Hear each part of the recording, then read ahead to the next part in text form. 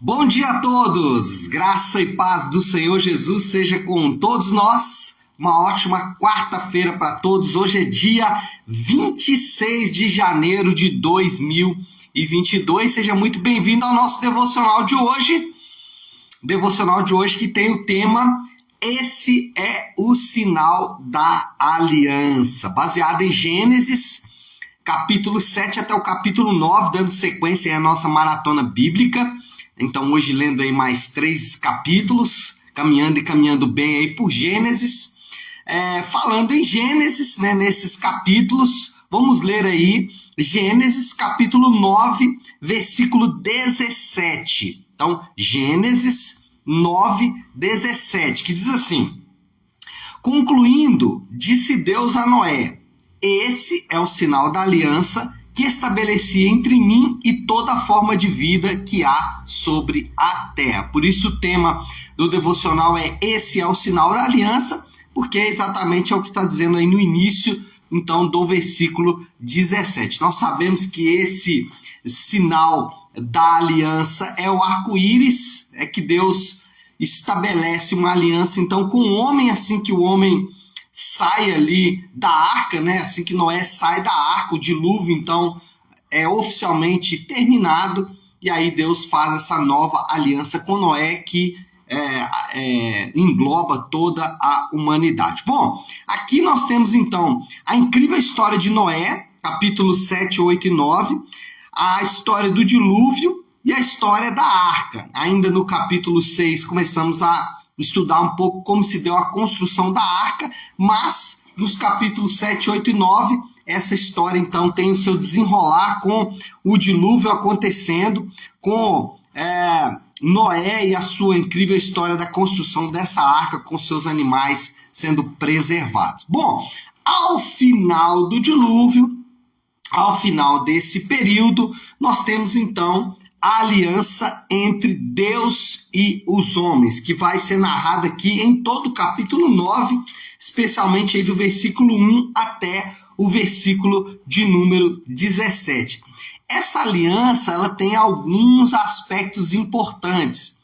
Algumas vezes, desavisadamente, a gente tem uma tendência a excluir alguns aspectos do Antigo Testamento, ou até achar que o Antigo Testamento é muito diferente do Novo Testamento. Contudo, ao olharmos, por exemplo, para essa aliança de Deus com Noé, nós vamos perceber que esta aliança já tem aspectos muito singulares e que vão apontar para a aliança depois definitiva entre Deus e o homem lá em Jesus na cruz do Calvário. E quais aspectos a gente pode destacar aqui desta aliança de Deus com Noé e que vão depois ser preservados e que são aspectos importantes depois na aliança de Deus com o homem em Jesus? Primeiro, a aliança de Deus com Noé, assim como a aliança de Deus com... a aliança de Deus com Noé e a aliança de Deus em Jesus, ela começa com a graça de Deus. O versículo 1 diz assim, Gênesis 9:1 diz assim: Deus abençoou Noé e seus filhos. Então, a aliança começa com a ação graciosa de Deus. É Deus quem se dispõe a fazer essa aliança com o homem. É Deus quem se dispõe a começar essa aliança com o homem. Então, o poder para cumprir a aliança vem de Deus. E sempre foi assim. Por exemplo, quando Deus estabelece ali a aliança com Moisés no deserto, ele primeiro tira o povo do Egito e depois estabelece as exigências da lei. Deus não diz, olha, se vocês cumprirem a lei perfeitamente, aí eu tiro vocês do Egito. Não, Deus tira eles primeiro do Egito, ou seja, existe uma ação graciosa de Deus primeiro, existe uma ação primária de Deus, e ele fala, olha, eu tiro vocês do Egito, agora que eu os tirei do Egito, aqui está a lei que vocês devem cumprir. Então, primeiro Deus tira do Egito e depois Deus faz as exigências. O que nós aprendemos com isso é que os imperativos, eles estão ancorados nas afirmações. Então, antes de Deus falar dos imperativos, ele faz primeiro afirmações. Vou dar um outro exemplo aqui de um texto que a gente está bem fresco com ele, que é o Sermão do Monte. O Sermão do Monte começa como? Primeiro Deus estabelece quem são os bem-aventurados, ou seja, aqueles homens que não têm por conta própria condições de alcançar nada, né? Os humildes, os mansos. Aí depois ele diz, olha, vocês são o sal da terra e a luz do mundo. Deus faz uma afirmação, Jesus faz uma afirmação. Jesus afirma, olha, vocês são o sal da terra, vocês são a luz do mundo. Então ele faz uma afirmação. Essa afirmação, ela ancora os imperativos que vão vir à frente. E aí depois ele vem fazendo os imperativos lá no Sermão do Monte. Ele vem dizendo, olha, vocês diziam, né? Não adulterarás, mas eu porém digo. Vocês dizem, né? Olho por olho, dente por dente. Eu digo, olha, dá a sua face, etc e tal. Então, qual é o ponto aqui? Você precisa perceber que toda a aliança de Deus, ela começa com uma ação graciosa de Deus. Porque a graça de Deus é o poder para cumprir a aliança.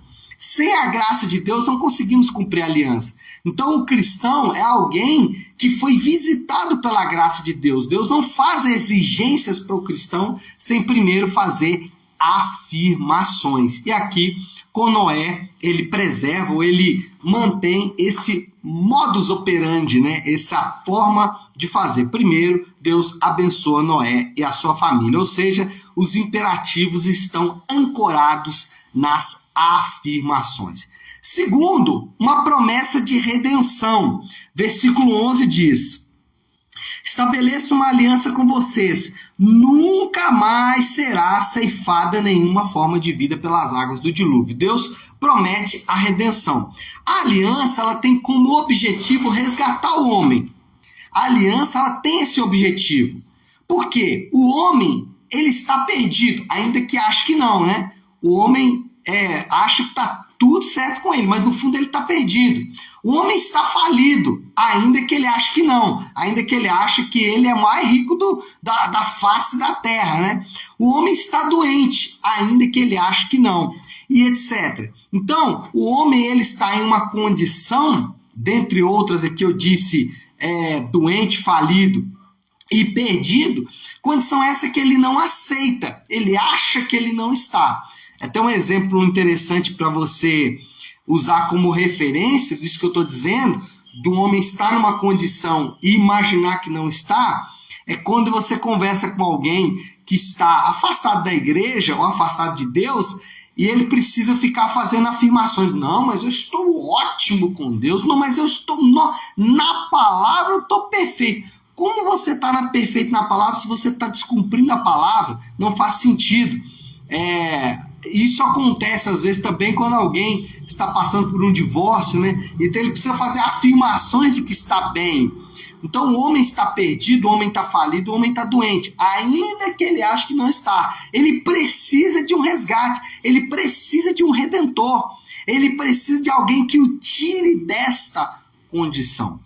O redentor, na palavra de Deus, obviamente nós sabemos que é Jesus, e ele resgata o homem por meio da sua palavra. Então, o que nós aprendemos com isso? Nós encontramos o caminho na palavra. É a palavra de Deus que estabelece para nós o caminho. Não adianta a gente querer trilhar o próprio caminho. Não adianta o homem querer trilhar o próprio caminho. É na palavra de Deus que está o caminho. É na palavra de Deus que está a provisão. Ele pode buscar provisão em outros lugares. E às vezes ele pode até encontrar uma provisão que é passageira e que talvez depois vai cobrar dele um alto preço. A provisão verdadeira está na palavra. A cura verdadeira está na palavra. Então, o homem ele está perdido e é o Redentor. O homem está falido e é o Redentor que vai restaurá-lo. O homem está doente e é o Redentor que vai curá-lo. E ele faz isso através da palavra, através do poder da palavra. Então, primeiro, a aliança ela é baseada na graça de Deus. A aliança, em segundo lugar, promete um redentor. E a aliança, em terceiro lugar, tem um sinal. E aí, o versículo 16 vai falar desse sinal. O que diz o versículo 16? Toda vez que o arco-íris estiver nas nuvens, olharei para ele e me lembrarei da aliança. Sabe o que nós aprendemos com isso? Que o evangelho é visível. O evangelho não é só de palavra. O evangelho não é só de motivações, ainda que ele seja de motivações, ainda que ele seja de palavra. Mas o evangelho também é visível. Por isso, afirmar alguma coisa, mas externar outra coisa, não faz qualquer sentido quando estamos falando de evangelho. Agora, quais são os sinais visíveis do evangelho? Por exemplo, a cruz é um sinal visível do evangelho. A cruz lembra do perdão dos pecados. A Bíblia é um sinal do evangelho. A Bíblia lembra ou aponta para o caminho. A Bíblia aponta para a palavra. A Bíblia aponta para que o Redentor que mostra o caminho para o homem. Percebe que o evangelho é visível? Vou dar outro exemplo. A ceia. A ceia, ela é visível, que existe uma promessa. Façam isso em memória de mim até que eu volte. Existe uma promessa na ceia. O batismo também é um sinal de que agora você está em uma nova vida, que agora você faz parte de uma nova família. O batismo é algo visível em relação ao evangelho. E a igreja é um sinal visível de que eu estou em comunhão com o povo de Deus, de que eu faço parte da família de Deus, de que eu sou uma pedra dentro da construção do templo de Deus. Então percebe, o evangelho é visível. Aqui,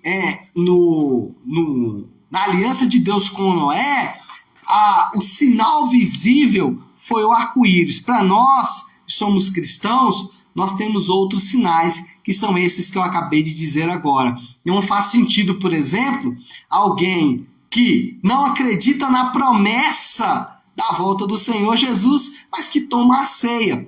Mas se eu acredito na volta do Senhor Jesus, eu preciso estar preparado para essa volta. Não faz sentido nenhum alguém que se diz cristão, mas que não tem a marca do batismo na sua vida, que não tem a marca visível de uma nova aliança. Assim como também não faz sentido alguém afirmar que é do povo de Deus, alguém afirmar que ama a Deus, mas que não está em comunhão com o seu povo, com a igreja. Eu costumo dizer que alguém que diz que está bem com Deus, mas que não está bem com a igreja, é como uma lagartixa tentando ser um jacaré. A afirmação é absurda. Alguém afirmar que está bem com Deus e não está bem com a sua igreja é uma afirmação absurda, tanto quanto um jacaré tentando ser uma lagartixa. Imagina você chegar em casa e se deparar com um jacaré na sua parede. E aí você, assustado, olha para aquela imagem, o jacaré afirma, não, eu sou uma lagartixa.